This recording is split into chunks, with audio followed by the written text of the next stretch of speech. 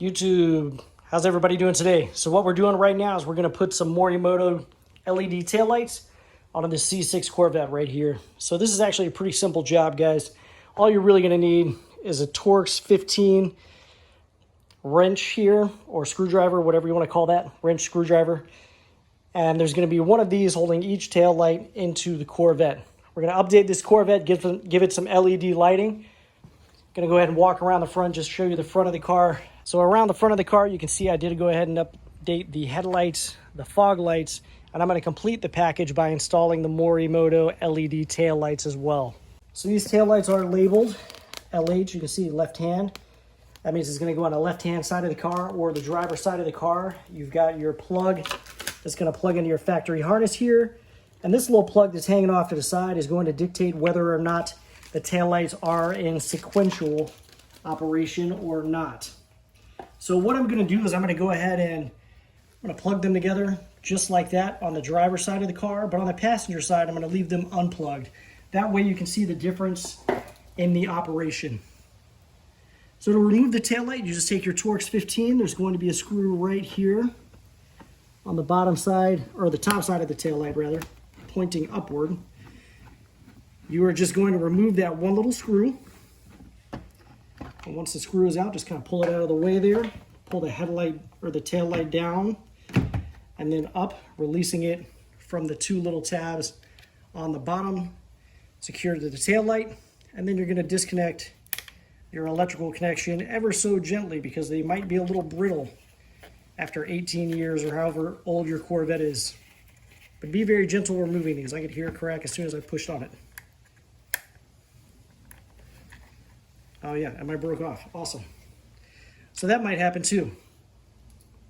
And if it does, you're going to need to use a zip tie to hold your electrical connections together. But if it breaks, just go ahead and pull it off like that. So as you may have noticed when I pulled out the tail light, it's quite dirty in there. I'm just going to take a little bit of detailing spray and a microfiber cloth. Just kind of clean this area out a little bit.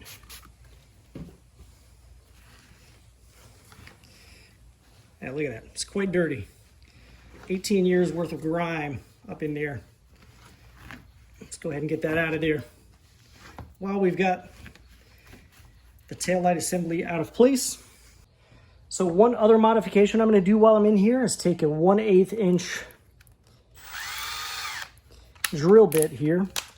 And I'm just going to drill a small hole right here in the middle, because every time you wash the car, I've noticed that a little bit of water pools right there in the taillight. So I'm just going to put a little hole back here where you can't see it.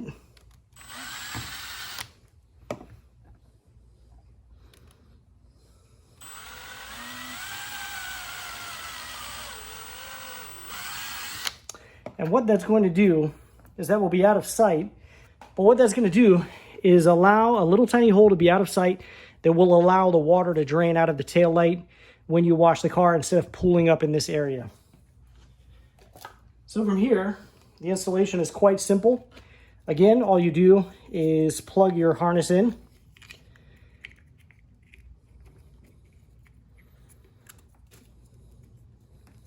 You want to run a zip tie there if your clip broke like mine did. I'm going to grab a zip tie or two and stick those on there. I think just one side. One zip tie on the one side would probably be sufficient, but if you want to be thorough, you could put two on there. So what I'm going to do is go ahead and just loop them together. Get it started. That way when I grab my connector, all I'm going to do is loop it over the side and tighten it down. Like I said, one would probably be sufficient. I actually think the instructions say to crisscross it, kind of exit across. Clip off your excess. And then stick the wiring into the bumper. Gently putting everything in place. Make sure you get the hooks over the bumper. Slide the tail light into the car. And then reinstall your screw. You don't want to over tighten these, because the only thing you will accomplish by over tightening it is splitting your plastic. So just tighten it until it's snug, and then you're in there. You're just going to do this 4 times to get it all the way across the car.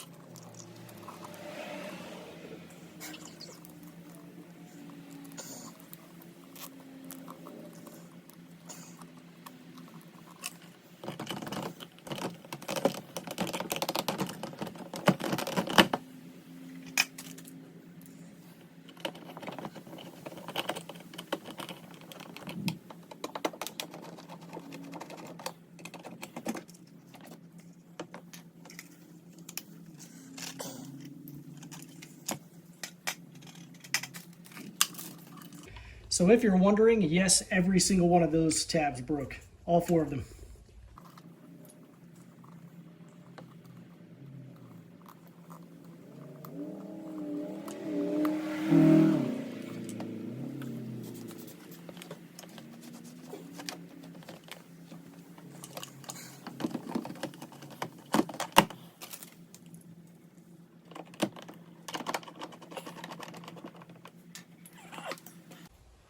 So what I've done was I've connected the 2 connectors over on this side, and we've got just a regular blinking tail light as normal. And then over on this side, this is where I left them disconnected, and you get the sequential action of the tail light. So it's really your preference as to which one you want to have. Either you want to have sequential as here or normal as here. Either way, I think the tail lights look great and are a great addition to the car. But I prefer the non-sequential. So I'm going to go ahead, pop these back out and connect those little connectors to get the non-sequential tail light action. So there we have it, guys. Morimoto tail lights installed. That was pretty simple. It didn't take me too long. I think I've been out here about 15 minutes total. That includes setting up for taking my video and all that, setting up the camera and everything as well. Quick modification, looks really good on the car. I'm digging it. Guys, thank you for watching. Make sure you check out my channel, hit that like button, subscribe, and thank you very much for watching, YouTube.